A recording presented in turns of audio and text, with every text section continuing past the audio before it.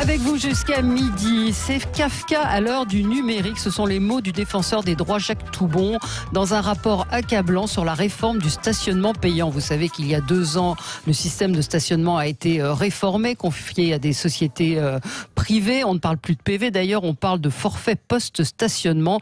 Principal reproche, la dématérialisation, plus aucun interlocuteur, un système très compliqué selon le défenseur des droits.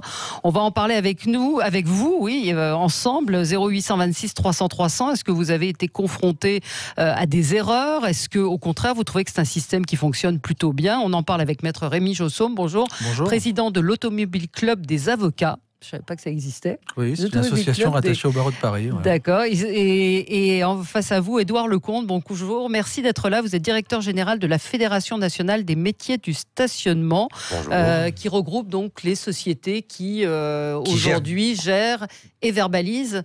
Alors, pour certaines qui gèrent et qui effectuent le contrôle, puisqu'on ne parle plus de verbalisation. Non. Depuis le 1er janvier 2018. Une verbalisation, ce n'est plus le champ contraventionnel. D'accord, mais c'est les Striteo, Movia et autres sociétés qui font ça. Sociétés qui ont été chargées par des collectivités d'effectuer le contrôle. Je voudrais tout de même signaler qu'il n'y a en France que 15 villes qui ont délégué le contrôle sur les quelques 584 villes qui ont mis en œuvre la réforme du stationnement payant. Donc, on ne parle que de c'est les 15 plus grandes villes de France, non, j'imagine? Non, même pas. Même pas. Enfin, c'est Paris notamment. C'est Paris notamment.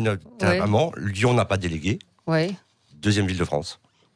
Et alors, comment vous avez reçu ce rapport du défenseur des droits? Donc un système dans lequel il y a beaucoup d'erreurs, un parcours du combattant pour contester les PV, plus d'interlocuteurs. Alors, je voudrais d'abord rappeler une ou deux choses. Il s'agit d'une réforme de décentralisation qui confie aux collectivités le soin d'organiser leur politique de stationnement à l'échelle de leur territoire. Ce qui n'était pas du tout le cas dans le système précédent. Donc, il appartient aux collectivités d'organiser les modalités du contrôle et du recours selon leur propre politique. Deuxièmement, ce rapport met en évidence un certain nombre de facteurs ou de problématiques, mais n'évoque absolument pas le fait que cette réforme est réussie, qu'elle a atteint ses objectifs. Elle est réussie dans quel sens? Pour qui? Pour vous? Oui, surtout pour qui? Pour les collectivités. C'est la question. Alors, encore une fois, l'article 63 de la loi dite MAPTAM avait pour ambition de permettre une meilleure rotation des véhicules, de désencombrer les centres-villes et d'apporter des ressources aux collectivités. Et de faciliter le paiement. Alors ça, c'est ce que permet la technologie. Ces 3 objectifs sont aujourd'hui pleinement atteints. Nombreuses sont les collectivités dans lesquelles on trouve en voirie plus facilement une place. Donc cela a une incidence positive sur l'encombrement, sur la pollution. Mais en quoi le fait de payer ses PV, de payer le forfait de stationnement fait qu'on bouge plus? Alors, pardon, puis après je donnerai pas le forfait, mais là-dessus, post-stationnement vient sanctionner celui qui n'a pas du tout ou pas suffisamment payé son stationnement. Donc c'est une redevance qui ne concerne que ceux qui fraudent ou ceux qui ne payent pas assez. Ne nous trompons pas de cible. Oui. Rémi Jossaume, vous étiez opposé depuis le début à cette réforme. Vous aviez des craintes qui se sont confirmées? Oui, complètement. Le rapport du défenseur des droits et l'éclatante manifestation de la vérité et de ce que l'on avait anticipé il y a plusieurs années. Alors, il faut quand même préciser une chose. En 2005, la fédération que monsieur préside avait édité un ouvrage dans lequel il était théorisé la dépénalisation du stationnement. Pour quelle raison? La réalité, c'est quoi? C'est que d'une part, on veut faciliter le recouvrement de la taxation du stationnement pour les collectivités territoriales, et d'autre part, on veut appuyer le lobbying des entreprises qui s'occupent du stationnement, parce que plus c'est cher, ou plus vous êtes verbalisé en surface, et plus l'automobiliste va aller en souterrain. Ouais. Alors pourquoi il y a plus de place en surface? Parce que les gens, ils vont maintenant en souterrain. Et c'est plus cher le souterrain. Oui, c'est peut-être plus cher, mais au risque du forfait post-stationnement, ça vous coûte moins cher. Alors, il y a donc eu un lobbying des élus locaux, un lobbying des entreprises privées pour passer de la phase pénale de l'infraction à la décentralisation, à la dépénalisation. Ça, c'est le contexte de cette réforme. Maintenant, ce que dit le défenseur des droits est particulièrement contrariant, parce qu'on a purement et simplement calé le système de contestation sur le système fiscal, en d'autres termes. C'est-à-dire il faut payer d'abord. Il faut payer d'abord pour pouvoir contester, accéder à une contestation, à la commission du stationnement. C'est-à-dire qu'en gros, on dit à quelqu'un qui est présumé coupable de faits qu'il aurait commis, exécutez d'abord la peine et après on discutera de votre culpabilité ou pas. Donc, on a tout mis en œuvre, très clairement, et d'ailleurs le défenseur des droits, c'est un rapport qui est accablant. On a tout mis en œuvre pour coincer l'automobiliste, on a tout mis en œuvre pour faire renoncer l'automobiliste à la contestation. Il faut être très clair. 35 €, on va s'engager dans une procédure. D'une part, d'autre part, qui effectivement va prendre le temps et l'énergie et l'argent pour prendre un avocat et contester des PV à 50-60 €. La réalité, c'est quoi? C'est que aujourd'hui, on nous explique que le stationnement payant, c'est pour améliorer la rotation des véhicules. Ça, purement et simplement, je le dis, c'est une escroquerie intellectuelle. Ça n'a jamais été le cas. C'est un prétexte juridique. Ou alors, si c'était le cas, eh bien, on met en place le bon vieux disque de stationnement. On vous laisse stationner 2 ou 3 heures gratuitement. Et puis après, si vous êtes une prétendue voiture ventouse, on vous verbalise. La réalité aujourd'hui, et on le voit dans de nombreux reportages télé, c'est que de nombreuses villes reviennent à la gratuité du stationnement pour dynamiser l'économie de leur centre-ville. Pourquoi? Parce qu'on fait fuir les automobilistes des centres-villes. Parce que si il faut payer des sommes importantes pour aller acheter, commercer, les automobilistes, effectivement, vont fuir les centres-villes. C'est ça la réalité du terrain. Alors, vous n'êtes pas d'accord avec... une petite précision sur le dispositif qui a été prévu pour le droit au recours. Il est aujourd'hui à 2 niveaux. D'abord, avec le rapport administratif préalable obligatoire, qui ne nécessite en aucun cas le règlement préalable du forfait de post-stationnement. Seule la saisine de la CCSP impose le règlement préalable de ce forfait de post-stationnement. Donc, il faut remettre les choses telles qu'elles sont réellement. Là, maître Saume, monsieur, sont une étape. Ce que vous ne dites pas, le recours est facilité. Non, mais ce que vous ne dites pas, monsieur, c'est que la saisine de la commission... Attendez, laissez-les aller au bout. Puis après, vous répondrez. Dans les faits... Laissez-moi m'exprimer, s'il vous plaît. Donc, vous dites qu'on peut contester sans payer. C'est le cadre réglementaire qui est proposé à chaque automobiliste ou à chaque titulaire de certificat d'immatriculation qui reçoit un forfait de post-stationnement. Alors, un chiffre. Aujourd'hui, il y a eu à peu près 400 plaintes qui ont été déposées auprès du défenseur des droits. 400 plaintes sur 14 millions de forfaits de post-stationnement. Il faut voir la réalité de ce que cela représente. Oui, en même temps, on peut aussi constater des dysfonctionnements et pas aller... Enfin, moi, il ne me viendrait pas à l'idée d'aller me plaindre au rapporteur des droits. J'ai été victime d'une erreur. Il y a un moment, ça devient... c'est effectivement Kafka pour contester... il y a un dispositif qui est mis en œuvre et facilement, soit par voie dématérialisée, soit par voie postale.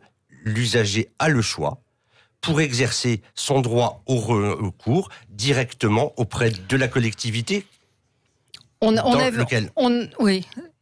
laquelle a été émis un forfait de post-stationnement. On a Viviane en ligne qui voulait témoigner. Bonjour Viviane.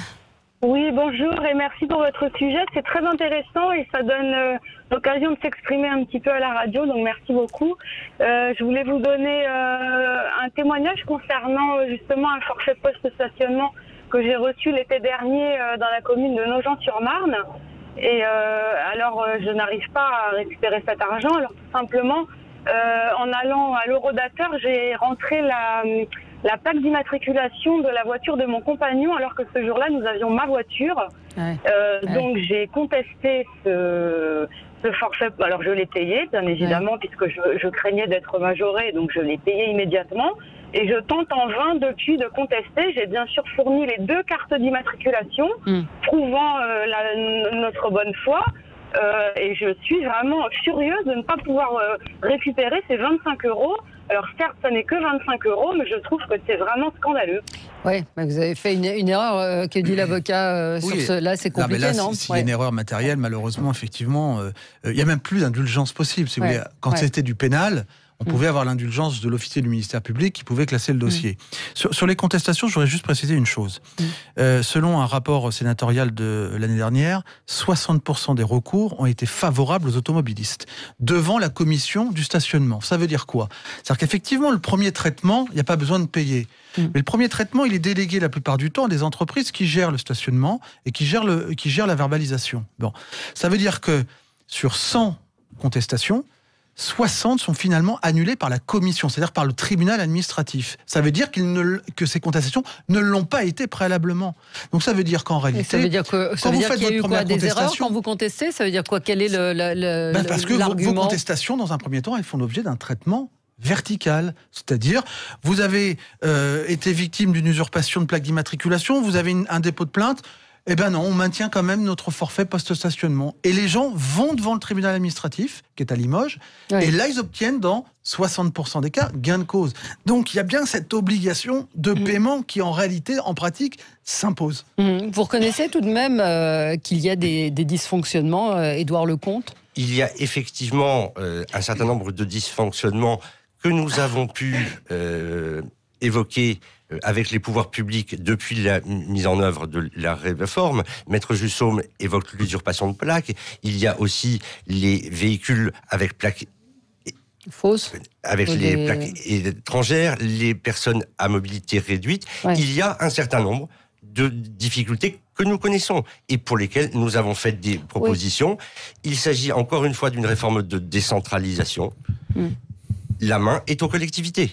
Oui, mais là, je parle des erreurs factuelles, des erreurs de relevé, c'est-à-dire des erreurs techniques. La technologie, quand Monsieur Toubon parle de Kafka à l'heure du numérique, c'est qu'il y a des erreurs technologiques. C'est-à-dire sur par exemple, quelqu'un qui a payé son stationnement, mais qui reçoit quand même une contravention. Moi, je continue à dire Madame contravention. Expert, il faut dire les choses. Cette réforme a été faite dans la précipitation. Dans la précipitation. Ça fait 25 ans qu'il y a un lobbying avec des initiatives parlementaires qui échouent à chaque fois. Et là, par chance, j'allais dire, ils ont une fenêtre de tir qui, au départ, s'est passée par un amendement parlementaire. On a dit non, on ne fait pas ça par amendement, c'est trop rapide, c'est trop compliqué. On va faire une loi spécifique ou l'intégrer dans une loi plus générale.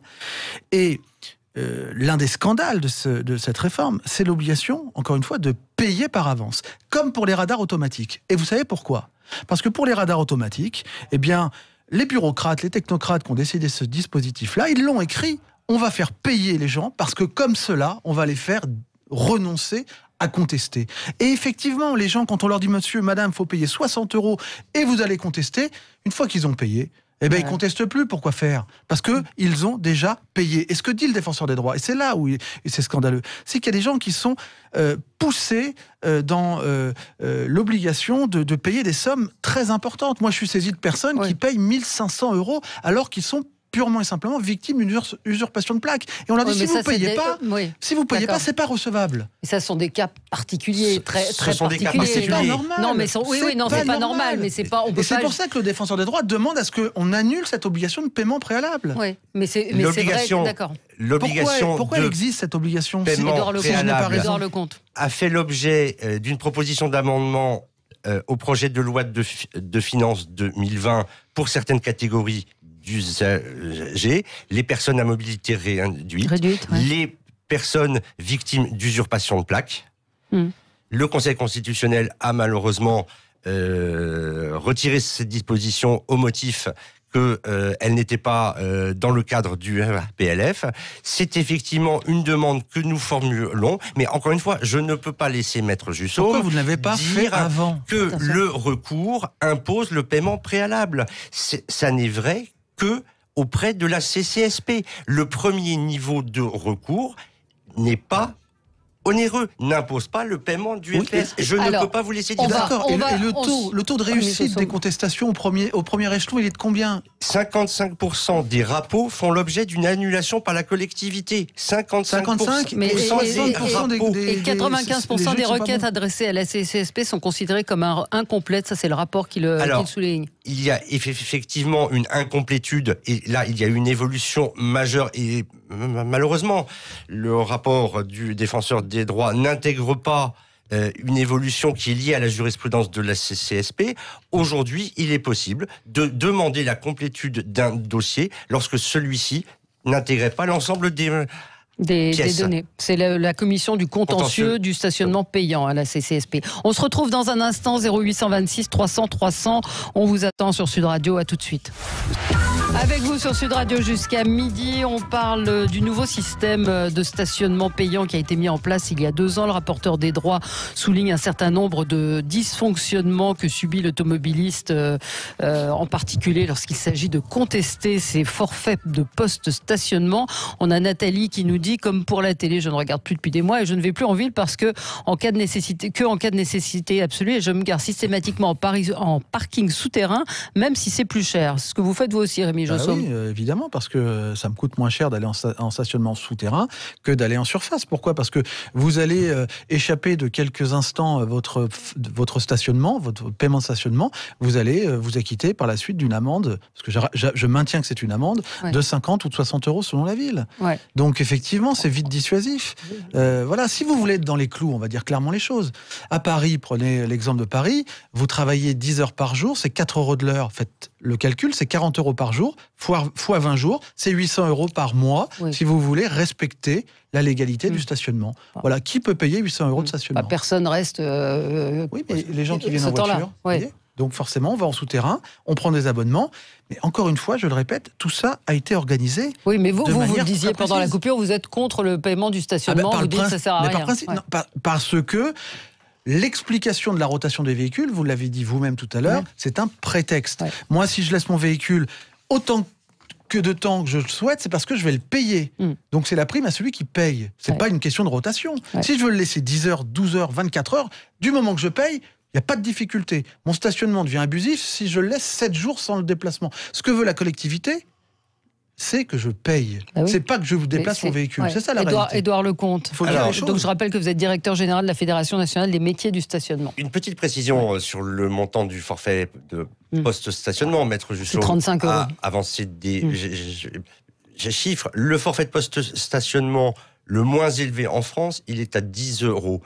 Le plus élevé, il est à 60 euros.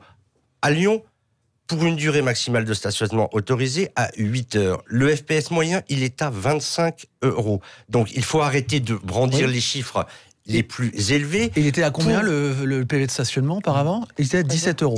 Il était à 17 euros. 17,25, faites le calcul. À Digoin, Saint-Pierre-et-Miquelon, Paris ou Strasbourg, avec des durées maximale de stationnement autorisé qui n'étaient pas les mêmes, et un coût du stationnement horaire variant de 20 centimes à 3 euros. Donc, une des vertus de cette réforme, c'est qu'elle a permis d'adosser le montant de la redevance au coût horaire du stationnement. Ce que ne permettait pas le régime contraventionnel, là, vous avez raison. Qui était... un montant, une contravention de première catégorie valable sur tout le territoire. Là-dessus, vous avez raison. Donc, il y a une mise en cohérence du coût horaire du stationnement avec le montant de la redevance. Vous avez raison, 17 euros. En cas de dépassement. 17 euros, c'était pas suffisamment dissuasif, c'est l'évidence. Les gens prenaient le risque. Cela dépendait des villes. Non, mais auparavant, lorsque c'était une infraction pénale. Difficile. Maintenant, toutes les villes où c'est gratuit, il y a des grandes villes où c'est gratuit. Je crois que Calais est encore gratuite. Il y a un certain nombre de villes où c'est gratuit. Est-ce que ces villes-là ont un problème de stationnement et de rotation de véhicules ? Pas du tout. Là encore, la gratuité a un coût qui est supporté par l'ensemble des contribuables. Le coût du contrôle, le coût de la signalisation. Puisque c'est gratuit, il n'y a pas de contrôle. Si, puisque la gratuité est accordée pour une durée maximale, qui est attestée par un disque que vous avez évoqué dans vos interventions. Et lorsqu'il y a du contrôle, vous parlez du stationnement réglementé. Je vous parle du stationnement gratuit. Les agents doivent être rémunérés. Et là, c'est l'ensemble des contribuables qui viennent supporter une charge pour autoriser la gratuité sur une catégorie d'usagers. Une question, le défenseur des droits demande notamment un guichet physique d'information dans chaque commune concernée par le stationnement payant. Non mais là c'est un vœu pieux.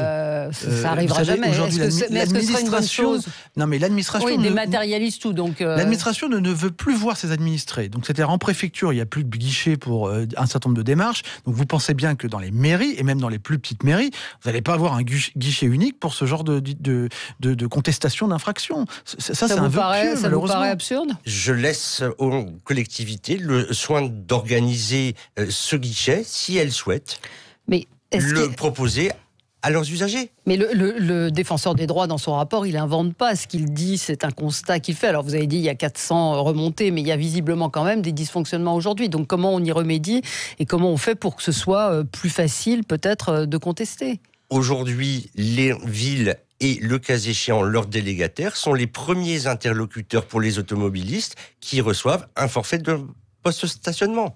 Mais ça veut dire quoi concrètement? Ça veut dire que si vous recevez ou si je reçois un forfait de post-stationnement, je peux contacter la ville dans laquelle je l'ai reçu. Mais qui concrètement? L'information est précisée sur l'avis de paiement qui est reçu par la poste. C'est Internet, c'est pas quelqu'un, c'est pas une personne physique. Non, mais là, je ne peux pas vous laisser dire ça. C'est extrêmement plus. Compliqué. Il est adressé par la Poste, par les services de l'Agence nationale du traitement automatisé des infractions. Et sur le formulaire, vous avez précisément indiqué le nom de l'entreprise ou de la collectivité auprès de laquelle... Est-ce que le recouvrement est meilleur qu'auparavant? Non, le taux justement, de paiement spontané a augmenté significativement dans l'ensemble des villes et le taux de recouvrement augmente progressivement. Oui, progressivement. Mais attendez, il faut dire les choses parce que il y a combien de PV par rapport au pervenche, Rémi Josson? Le défenseur des droits dit lui-même qu'il y a à peine 20% des FPS qui sont recouvrés parce qu'il y a un dysfonctionnement clairement de la machine administrative. Donc c'est-à-dire qu'on a automatisé, on a numérisé un certain nombre d'éléments et derrière la machine ne suit pas. Bon, alors auparavant à Paris, je crois que les chiffres étaient assez éloquents. Une pervenche verbalisée, alors évidemment c'est des chiffres globaux, 25 PV par jour. Effectivement, sur 7 heures de travail, c'est assez surprenant. Bon, aujourd'hui, sauf erreur de ma part, moi je ne suis pas dans la confidence de tout ça, mais je crois qu'ils ont des quotas, ou en tout cas des objectifs, on va dire, de plus de 200 PV par jour. Donc effectivement, le ratio... Mais monsieur, je ne mets pas en cause la rationalité, l'efficacité du dispositif. C'est un rouleau compresseur. Donc ça marche très bien, il n'y a pas de difficulté. Sauf que derrière, ça a des conséquences collatérales importantes pour les usagers de la route. Moi, vous savez, mon travail, c'est que les usagers puissent exercer leurs droits. Les usagers peuvent parfaitement exercer non, puisque le défenseur des droits prend un rapport. Le défenseur des droits met en exergue un certain nombre de difficultés. Dans sa mission, il a l'obligation, le cas échéant, de mettre en évidence des décalages par rapport à la loi. Je constate que le rapport qui a été publié hier matin ne fait que émettre des recommandations. Bon, tout va bien, il ne peut alors. pas faire autre chose. Tout va bien. Et c'est ce qu'il fait. Il y a des dysfonctionnements qui restent encore à régler. J'ai cité les personnes à mobilité réduite. J'ai cité, vous aussi, les usurpations de plaques. Il y a des sujets et les erreurs techniques qui doivent encore être réglés. C'est sans doute la réforme Monsieur, la plus dans importante. Un an, on peut se revoir ici, il n'y aura pas d'évolution, on aura les mêmes problèmes. Eh ben on verra. Rendez-vous dans un an. On a entendu vos arguments. Rémi Josson, maître Rémi Josson, donc président de l'Automobile Club des avocats, Édouard Lecomte, directeur général de la Fédération nationale des métiers du stationnement. Merci à tous les deux. Dans un instant, on se retrouve pour commenter l'actualité, notamment le départ de Ségolène Royal de la présidence des pôles. À tout de suite.